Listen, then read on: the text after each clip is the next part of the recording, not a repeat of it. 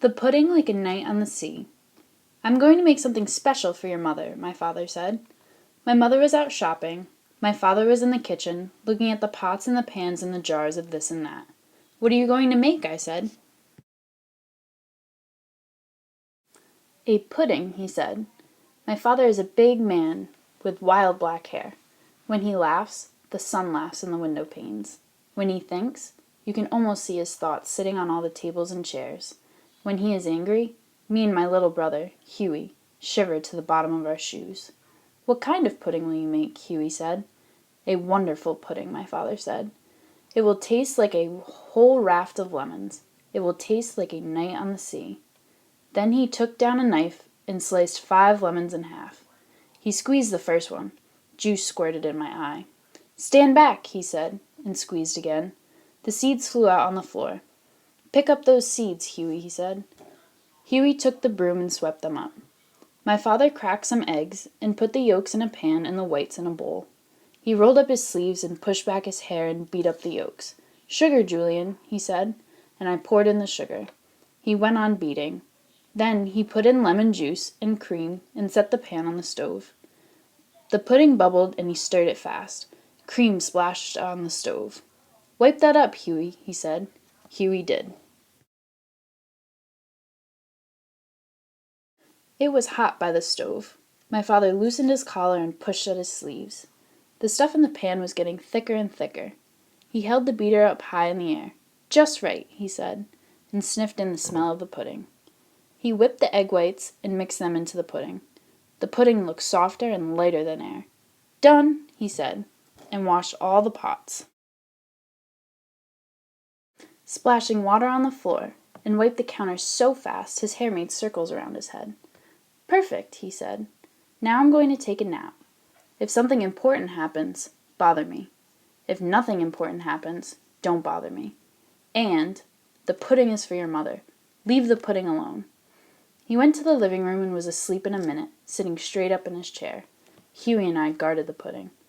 "Oh, it's a wonderful pudding," Hughie said. "With waves on top like the ocean," I said. "I wonder how it tastes," Hughie said. "Leave the pudding alone," I said. "If I just put my finger in there, I'll know how it tastes," Hughie said. And he did it. "You did it," I said. "How does it taste?" "It tastes like a whole raft of lemons," he said. "It tastes like a night on the sea." "You've made a hole in the pudding," I said. "But since you did it, I'll have a taste." And it tasted like a whole night of lemons. It tasted like floating at the sea. "It's such a big pudding," Hughie said.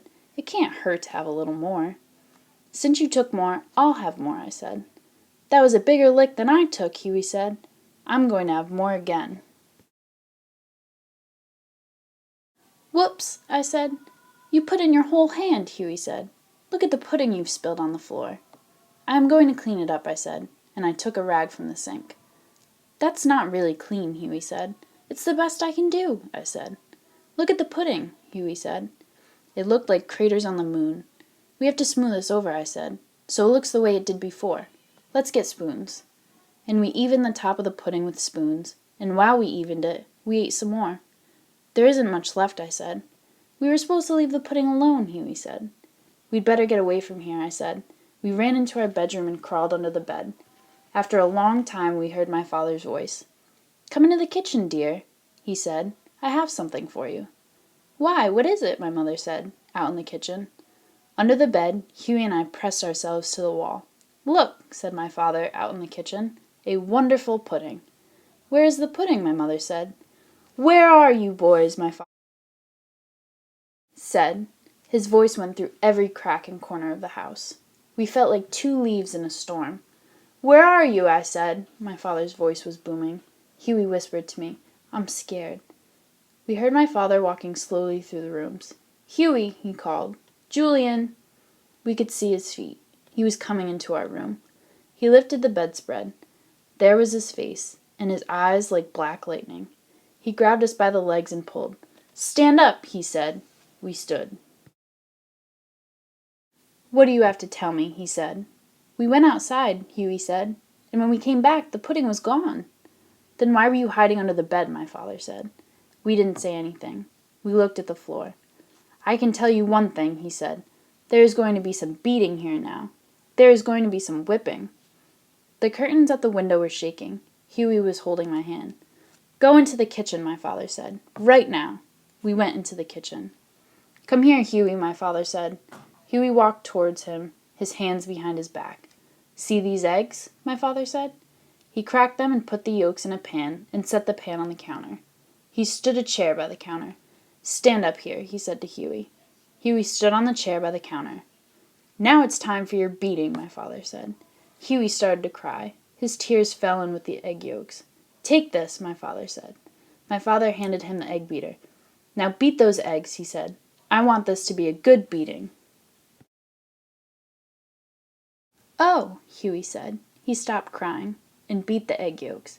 Now you, Julian, stand here, my father said. I stood on a chair by the table. I hope you're ready for your whipping. I didn't answer. I was afraid to say yes or no. Here, he said, and he set the egg whites in front of me. I want these whipped, and whipped well. Yes, sir, I said, and started whipping. My father watched us. My mother came into the kitchen and watched us. After a while, Huey said, This is hard work. That's too bad, my father said. Your beating's not done. And he added sugar and cream and lemon juice to Huey's pan and put the pan on the stove. And Huey went on beating. My arm hurts from whipping, I said. That's too bad, my father said. Your whipping's not done. So I whipped, and Huey beat and beat. Hold that beater in the air, Huey, my father said. Huey held it in the air. See, my father said. A good pudding stays on the beater. It's thick enough now. Your beating's done. Then he turned to me. Let's see those egg whites, Julian, he said. They were puffed up and fluffy. Congratulations, Julian, he said. Your whipping's done. He mixed the egg whites into the pudding himself. Then he passed the pudding to my mother. A wonderful pudding, she said. Would you like some, boys? No, thank you, he said. She picked up a spoon. Why, this tastes like a whole raft of lemons, she said. This tastes like a night on the sea.